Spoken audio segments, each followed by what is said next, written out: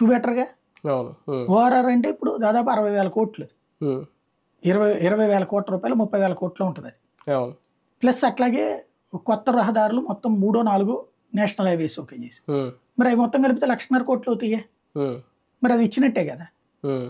అంటే ఇక్కడ ఏంటంటే ప్రయోజనం వేరు, అప్పు వేరు కదా. ఎఫ్ఆర్బిఓ నిబంధనలు మార్చి లిమిట్ పెంచినా అప్పే తప్ప, అదే బడ్జెట్లో ఎక్కువ కేటాయింపులు చేస్తే అది ప్రయోజనం అవుతుంది కదా.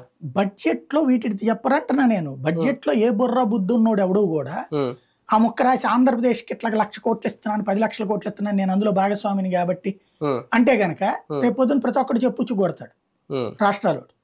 కాబట్టి అది చెప్పరు. చెప్పకుండానే ఇప్పుడు హైవేస్ మామూలు రొటీన్ ప్రాసెస్ కింద ఇచ్చేస్తారు అంతే.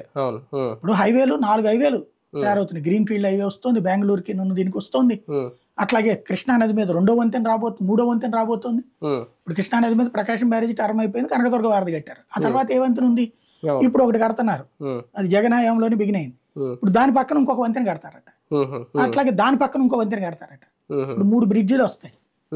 ఇవన్నీ inner ring road, outer ring road, అట్లాగే బెంగళూరు హైవే, కడప నుంచి అటు వెళ్ళేటటువంటిది హైవే. ఇవన్నీ 1,50,000 కోట్ల రూపాయలు కదా. అది బడ్జెట్లో రాసేది ఏంది? డబ్బులు చేతికి ఇయ్యరుగా, వాళ్ళు కట్టిచ్చిస్తారు నీకు. పోలవరం వాళ్ళు కట్టిచ్చిస్తారు, బడ్జెట్లో నీ చేతికి రాసియ్యరు.